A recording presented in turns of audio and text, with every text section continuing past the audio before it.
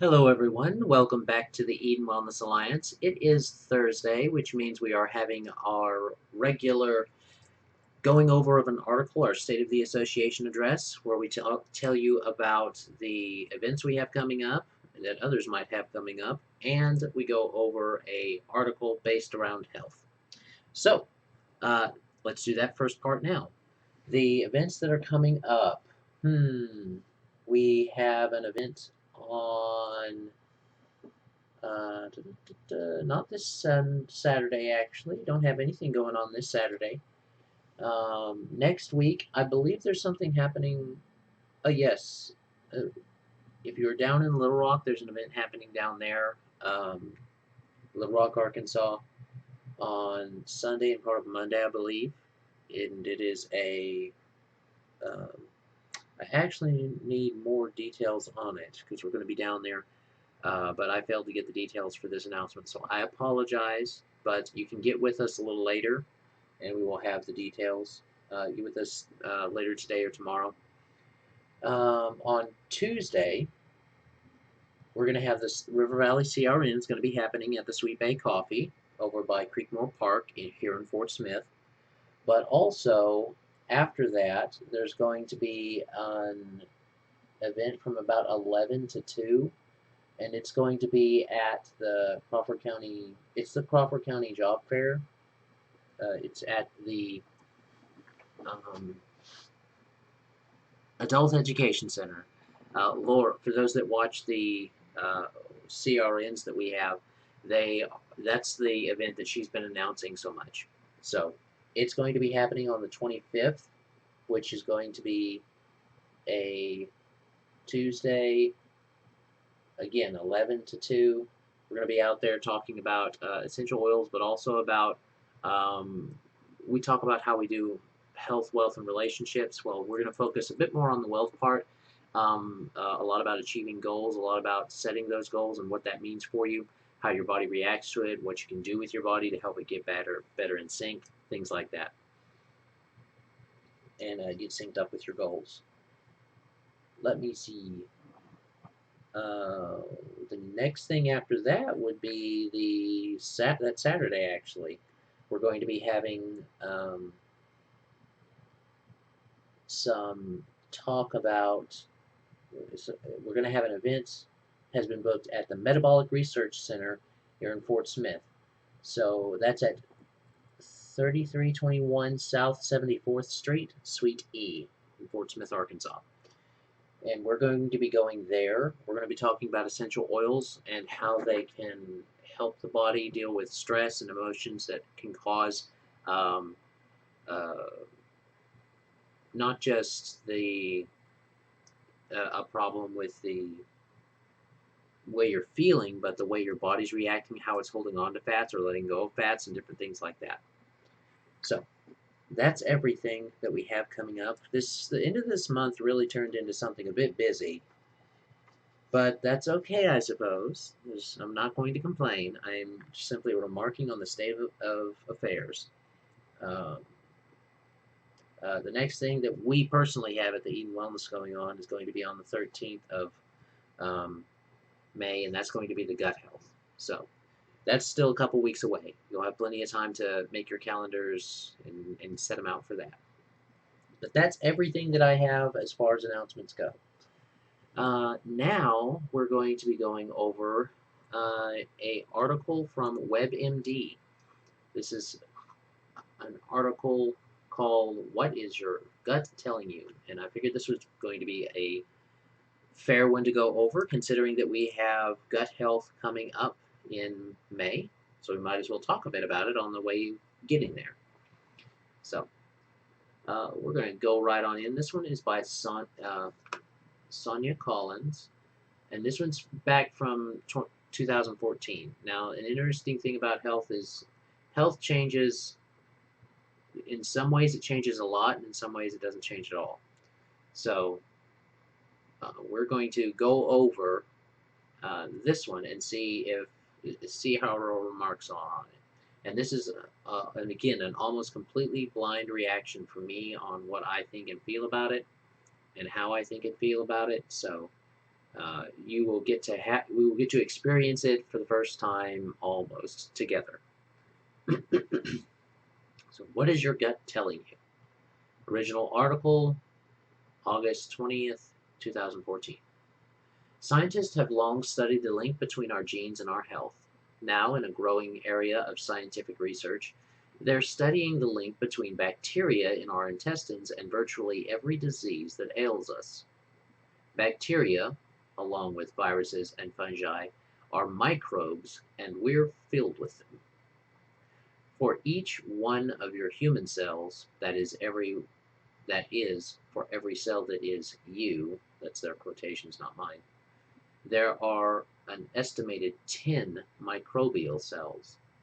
They live everywhere in your body, on your skin and inside your mouth, your nose, your genitalia, urinary tract, and intestines. Together, they form your body's unique collection of microbes called microbiome, partially inherited from your mother at birth and partially determined by your lifestyle. Due to their sheer number, there is little question as to whether microbes have an impact on our health. Until recently, though, scientists didn't know much more than that.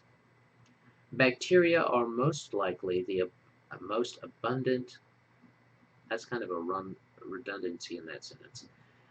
Bacteria are most likely the most abundant microbes in your intestines, and they're the focus of most scientific study. Looking at the DNA of the bacteria in stool samples, researchers want to know whether the bacteria cause particular diseases and what we can do to change it. Quote, there's a good chance our microbiome is associated with every disease you can think of: diabetes, cancer, autism, says Michael Cinder, PhD. Michael Schneider, PhD. He's the director of Stanford University's Center for Genomics and Personalized Medicine. Quote, and the area where bacteria have a huge impact is your gut, end quote. Okay, so what is bacteria? Bacteria line your intestines and help you digest food. During digestion, they make vitamins that are vital for life, send signals to the immune system, and make small molecules that can help your brain work. Quote, without gut bacteria, we wouldn't be anything. They are a critical part of us and essential to our health, Snyder says. Ongoing research reveals that people with certain diseases often have a very different mix of bacteria in their intestines compared to healthier people. Researchers are working to define the makeup of gut bacteria in a healthy person versus the gut bacteria that can point to higher risk or presence, of certain diseases. Some evidence suggests it's not the presence or absence of one particular type of bacteria that makes the microbiome a healthy one, but rather the diversity of bacteria. Quote, if you have a wide array of bacteria that can break down lots of different food sources, produce lots of different molecules that help mature your immune system, and produce the molecules that your brain needs to function properly, you can see how that would potentially be a benefit over a less diverse gut microbiome, says Joseph Petrosino,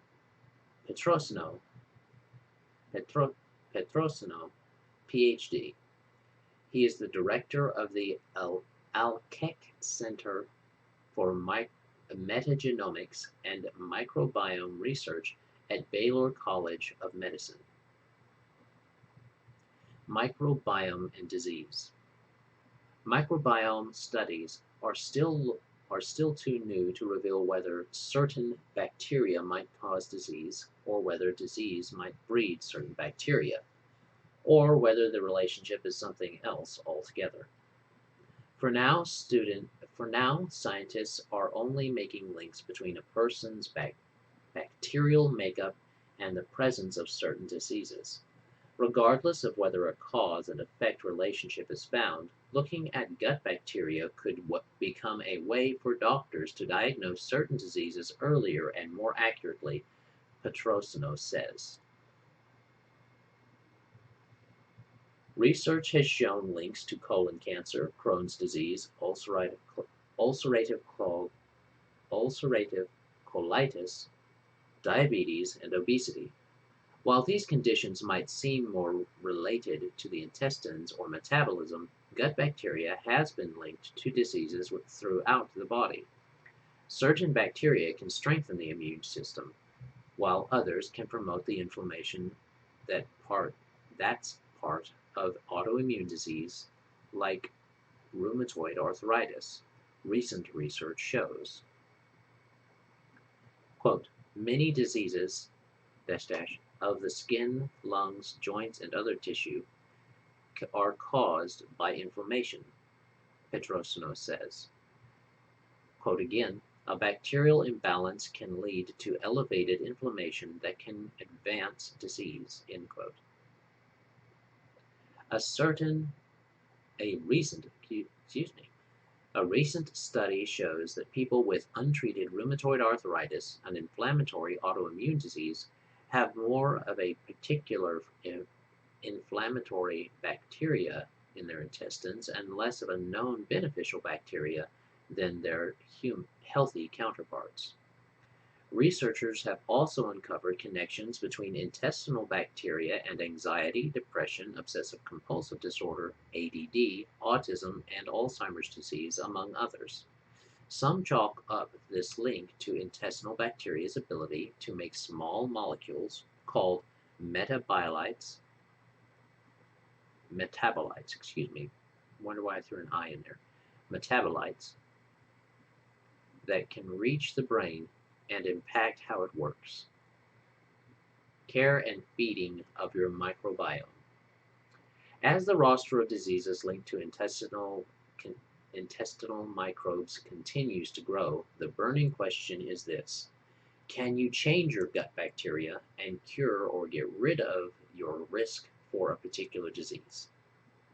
Quote, if you make a long-term dietary change, for example, a high-fat, high-sugar diet to a leaner, more, for example, from a high-fat, high-sugar diet to a leaner, more high-fiber diet, it's possible that you could reshape your microbiome, giving it a healthier profile, end quote, of Petrosino says. This could improve immune function, lower inflammation, and lead to overall better health. Not just a healthy diet, he says, but a more varied diet may be key to fostering a diverse and healthy microbiome. Exercise might diversify gut bacteria too, says a recent study that showed athletes had more varied intestinal microbiomes than their non-athlete peers. Understanding the microbiome won't just highlight the importance of diet and exercise.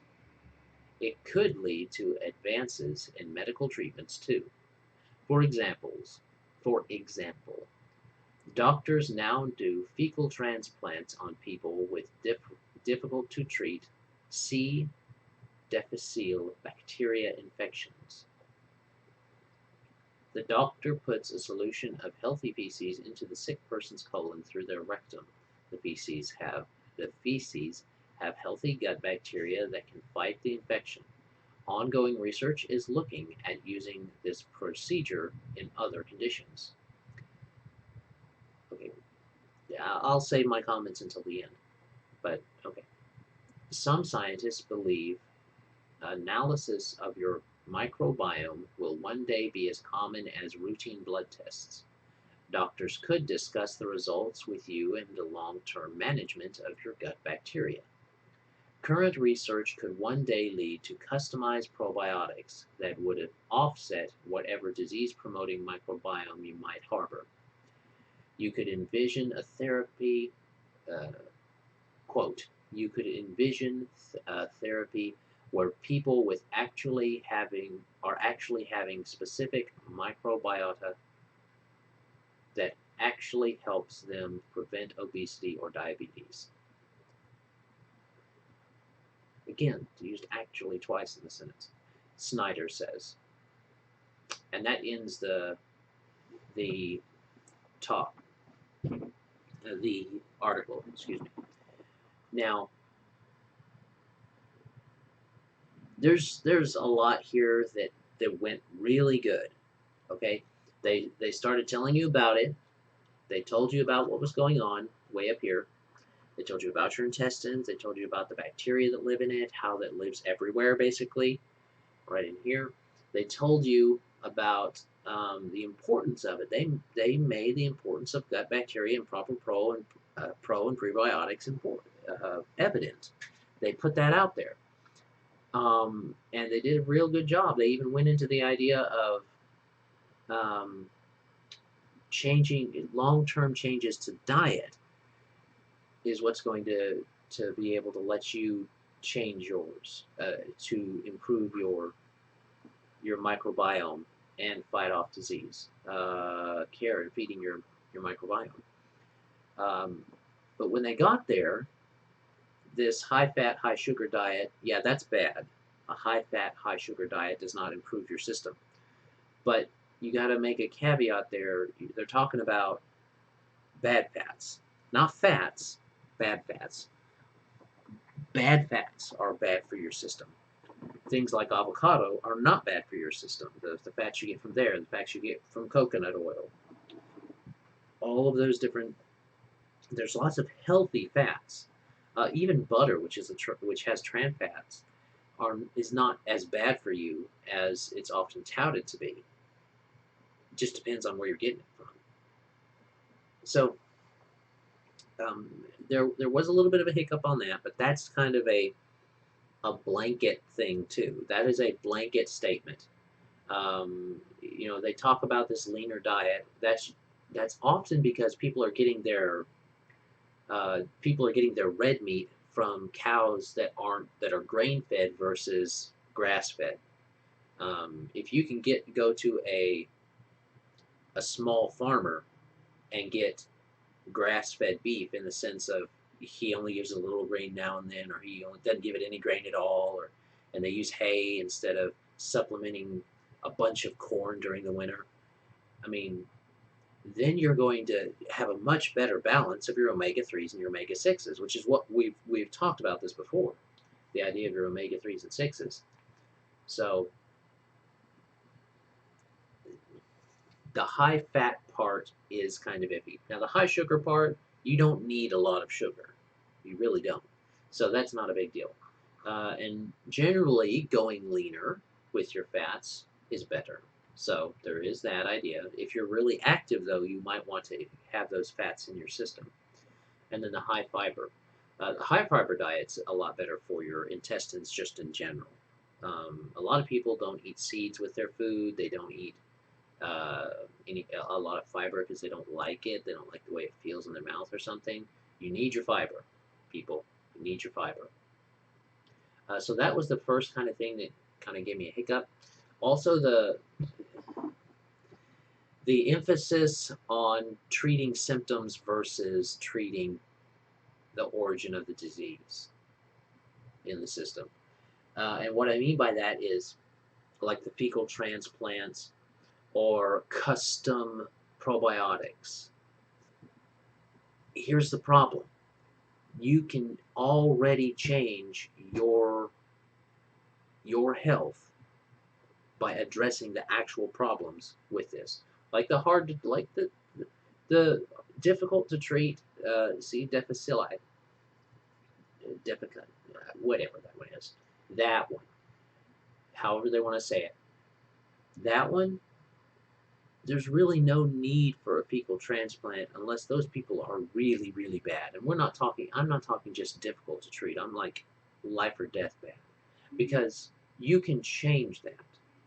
You can change that a lot easier than it's given credit for. Your body wants to adjust to proper nutrients. It wants to. You just have to let it. So that's a big thing when it comes to me and treating these diseases. especially something in your gut, because they're literally taking poop from someone else and putting it in your butt. That's what's happening. That is the most basic term of what's happening. That's silly in this in a sense, because why not just have that person shift their diet to what the other person's doing? Why not have that person that's having the difficulties change the way they eat? And if you're not going to change the way you eat, why are you going to the doctor? He's told you what you should do. You know, you should change what you're supposed to be, what you're eating, into something a little bit better for you. If you don't do it, that's totally your choice. There's no blame for the doctor there. There's no blame for anyone else but you if you're not eating what you're supposed to be eating and it's causing health problems. That's not that's not me being mean. That's personal accountability for your actions. So if someone wants to change that, there are probiotics you can take. doTERRA does excellent probiotics. They're encapsulated so that they don't digest prematurely in the stomach. They get down into the intestine, which is what they need to do in order to have the most effective delivery of those probiotics. And so that is something to think about. Uh, it's not just probiotics, but good probiotics. And the reason I give him flack down here for his quote was, "You could envision a therapy where people are actually taking specific microbiota that actually helps them prevent obesity or diabetes." That was Snyder saying that. Why would you need that? That is an unnecessary addition of complexity to a very simple problem. The problem is not complicated. The problem with the gut bacteria in these situations is not complicated. It's very simple. Eat proper things to improve your gut bacteria. If you can't do that, then you have situations where you need to improve your probiotics. Now, everybody needs a little bit of probiotics. That's not what I'm saying. But the idea that you would spend, because you think that's going to be free, you think that's going to be cheap. That ain't going to be cheap. That ain't going to be easy to find. I mean, that requires a test specific to you. It then requires those cultures to be grown and harvested and made sure that they work for you. And then you have to take them regularly for them to work. That's three avenues just off the top of my head that this could go expensive. Especially since you consider that your microbiota,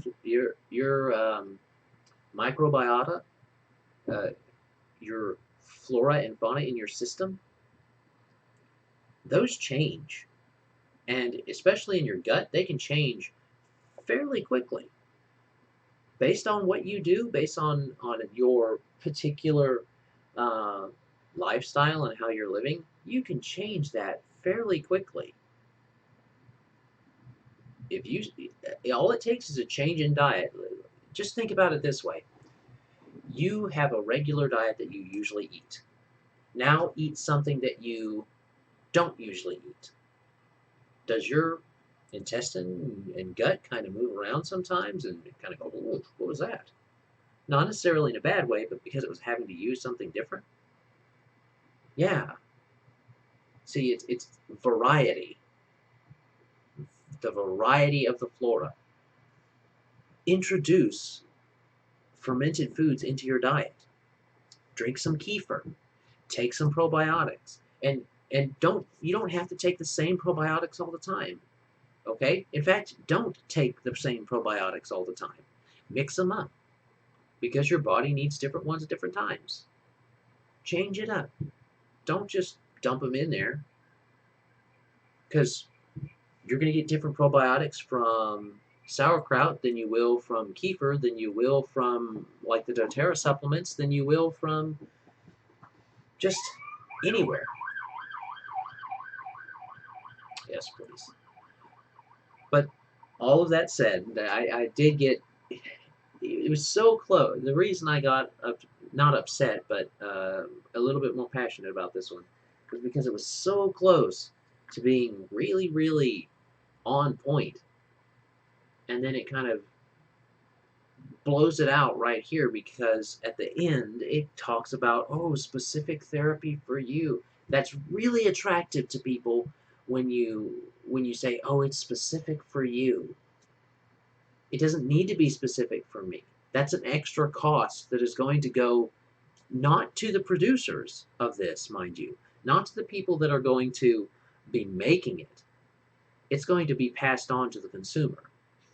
It's going to be passed on to the people that have to pay for it. And even if you're a person that has free health care and everything's paid for, somebody's paying for it. Somebody's paying for it. You don't get something for nothing. So, I mean, it, it's a thing where they're trying to treat the symptom, not the actual problem, because that emotional stuff that they started talking about is right on cue with how the body is reacting. It's a back and forth cycle. It creates a negative cycle. If you lose a bit of your, if you have some bad flora going higher in your gut, you can have more negative feelings, but you can change that. But if you have more negative feelings, your body then compensates by releasing those hormones, and it decreases your immune system and causes those other flora that aren't the best to grow back up some more, and then it kind of creates a cycle. You have to physically address it. You have to address it. And yet starts not with treating the symptoms, but with going back and addressing both the emotional and physical component. So both the microbiomes and the emotion that's causing that stress. So that's that. Um, Overall, I mean, if you kind of exclude this last part, even if you just exclude that last part about, um, like right here, even if you just stop right here and you stop where it says exercise also helps, which does. It helps a lot, especially by boosting those positive hormones, different things like that, and all that type of stuff. But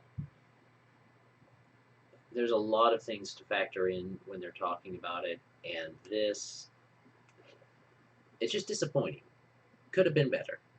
Could have been right on point, really good. But this last part just throws it in and makes it sound like another thing that's directing people into, you can't fix your body, let us give you something that can, type of thing. All right, that's me. That's the Eden Wellness Alliance today on uh, gut health and things like that. So if you you can leave your questions, comments, or observations down below. You're free to do that. And hopefully it doesn't upset too many people. Hopefully everybody understands that I didn't rant because I was, you know, angry. I ranted because it just points out a problem that's in the medical community at this time and why I got out of nursing and went specifically into natural health. So, anyway, I am Adam L. Spain with the Eden Wellness Alliance. Health and wellness the way God intended. All natural, non-invasive approaches to your health, wealth, and relationships. You can contact us at any of these portions below to the side. And have a great day. God bless and enjoy. Bye.